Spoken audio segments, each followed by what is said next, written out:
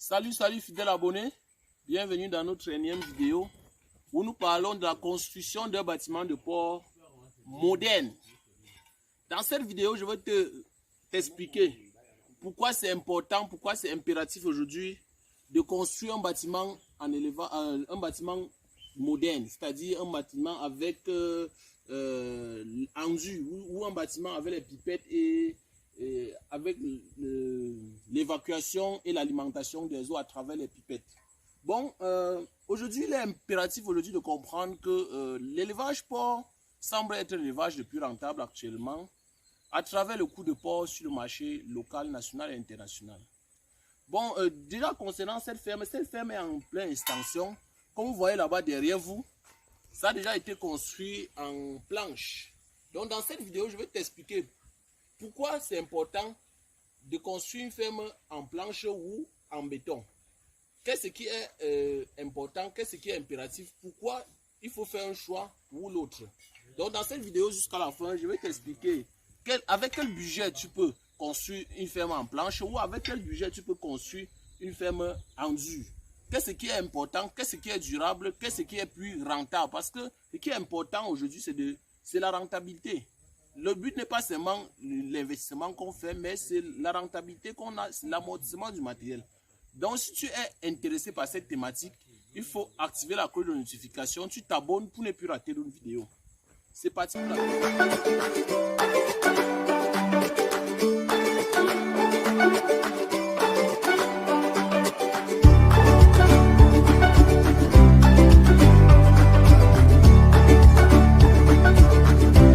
Salut fidèles abonnés, nous sommes ici dans une ferme en pleine extension, comme je vous ai dit plus haut.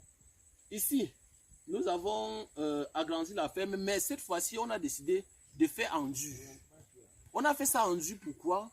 Parce que en élevage porc, il y a ce qu'on appelle zoohygiène. L'alimentation en eau à travers dans les fermes en planche est souvent très difficile. Alors que dans une ferme en dur comme ceci, tu peux alimenter tes porcs à travers les pipettes. Comme vous voyez là, on vient de finir avec la fondation. Et nous avons une ferme ici là qui a une capacité de 10 loges.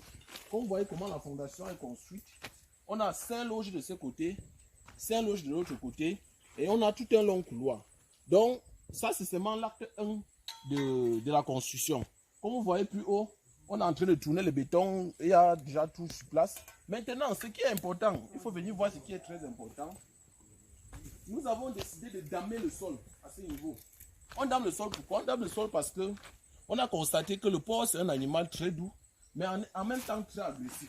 Donc ce qu'on est en train de faire maintenant, comme nous avons déjà la chance d'avoir l'eau dans cette ferme, on arrose. Vous voyez, quand tu arroses avec l'eau comme ceci, quand tu vas maintenant couler ton sol ou couler ton sol à travers le béton, le porc ne pourra pas facilement casser. Nous sommes ici dans une loge de 2,5 mètres sur 2, c'est-à-dire d'une superficie d'en moyenne 10 mètres carrés. Et c'est une loge de maternité. On va construire un bloc pour le chauffage des porcelets tout à l'heure. Donc il faut t'abonner dans notre page pour ne pas rater les prochaines vidéos sur la construction de cette ferme. Parce que dans cette ferme, pratiquement, nous avons choisi de fabriquer nos papins sur place. Parce que nous avons constaté, par exemple, quand vous prenez un morceau de papin comme ceci, ça c'est ce qui est fabriqué dans nos fabriques locales. Regardez comment ça se passe. C'est très fragile.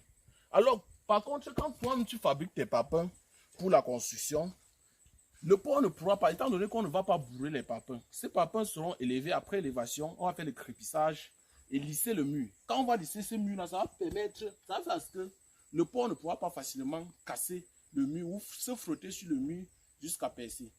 Donc c'est aujourd'hui très important de faire une ferme en dur. Pourquoi? La ferme en dur peut durer au moins 25 ans. Contrairement à une ferme en planche, celle qu'on a construite derrière là, ça avait son rôle. Parce que le but n'est pas seulement de construire une ferme, mais de construire en fonction de tes objectifs.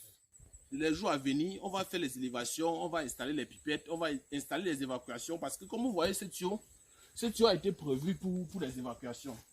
Donc quand on va daller ce sol-ci, on va d'aller avec une pente. La pente doit être généralement de 3%. Quand cette pente est de 3%, ça permet que les déjections, les urines, tous les eaux souillées là passent à travers le tuyau pour essayer de retomber à l'extérieur. De même là-bas en bas. Donc, les logis d'en bas seront évacués vers le bas, les logis d'en haut vers le haut. Et à travers l'eau, comme vous voyez déjà l'eau en train de venir dans le tuyau, on va installer un système d'abreuvement automatique à travers les pipettes.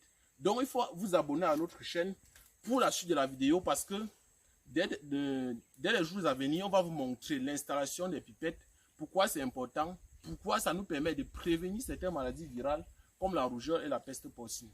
Donc, c'était Romuald Fogoken. J'espère que la vidéo a été très intéressante.